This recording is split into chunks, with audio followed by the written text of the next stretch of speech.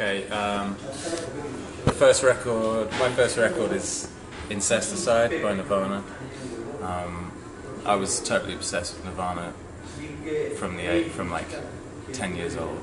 I was introduced to it by like my babysitter, you know, my old dangerous babysitter, and I was obsessed from the you know, it was Smells Like Teen Spirit, the video, you know, and it was like the most incredible thing I'd ever seen at that point.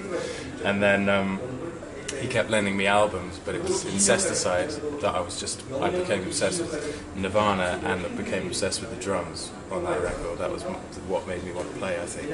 And that was the first record that I, you know, typically got, you know, my mum's pots and pans out the kitchen cupboards and started playing along to it. And yeah, it was, every time I hear it now still, it's an exciting thing for me.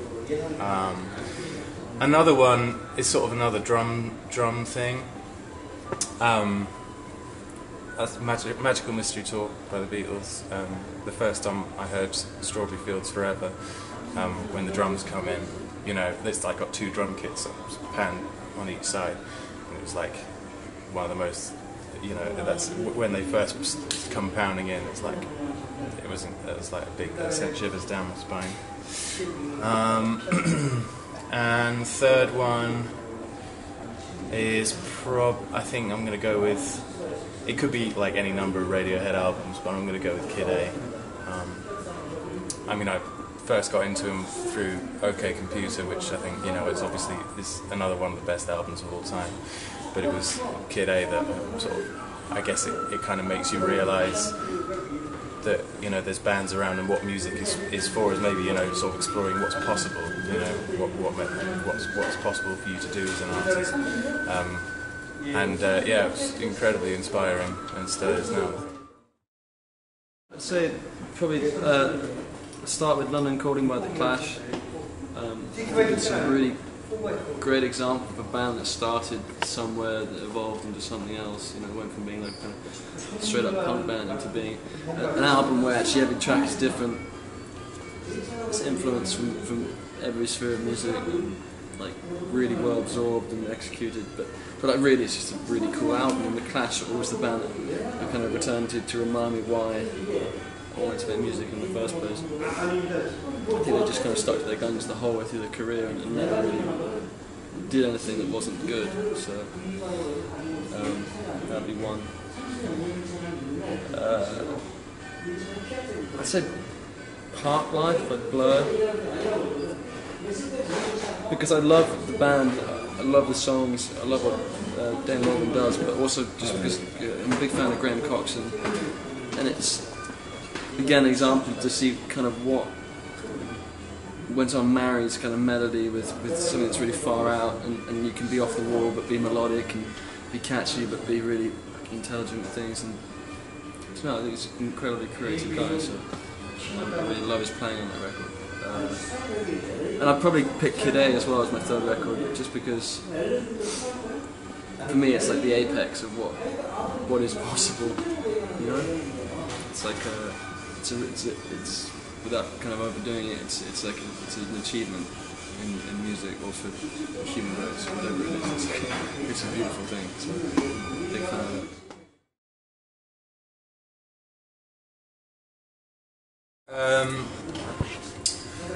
One band that I am really enjoying at the moment is Unknown Mortal Orchestra. They're a band from Portland in Oregon, but the singer I think is from New Zealand. They put their second album out last year, and I think it's incredible.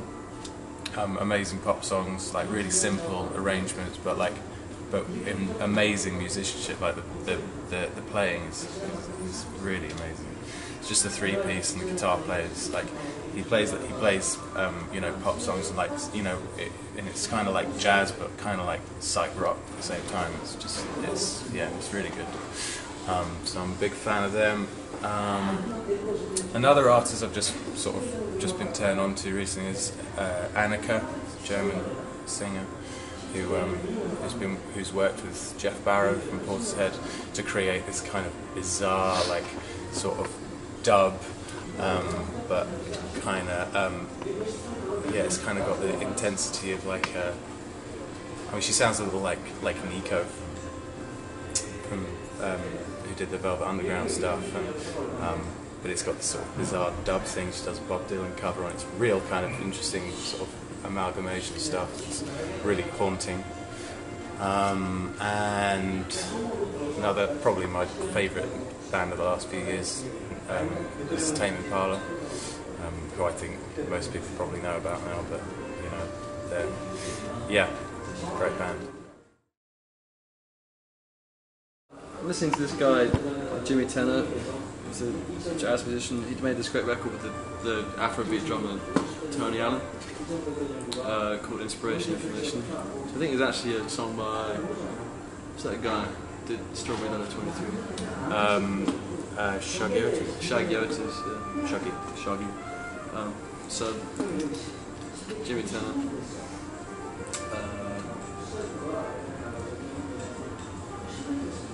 I'm totally blank. I had it something else. What's to listen to? I'm enjoying Ortega. I got into it through Aphex Twin. I was just, you know, really in the kind of early, I don't know what you call it. What do you call that? I have no idea what you call it. You call it like ambient techno, probably. That's probably the correct term if such thing exists. What was the last one? iPod Generation. It's not a band, I'm saying. I'm saying. Come on. Great band, iPod Generation. Yeah. King Tubby. Kind of like quite into the origins of dub are really interesting. Like, you know, how these guys are basically like technicians. You know, how they had subwoofers in Jamaica kind of 30 years before such thing existed in the UK. And he's one of the kind of pioneers. And what they did building the delay units and their involvement in the music is as much involvement in the kind of science of what they were doing. And he's, I guess, kind of the godfather, one of the pioneers of that. Not like Scratch Perry, but I really like King Tubby.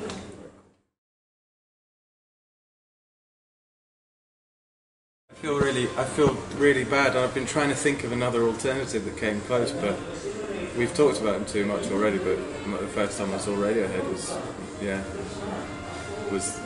is the one that sticks out for me. It was at a festival in the UK, and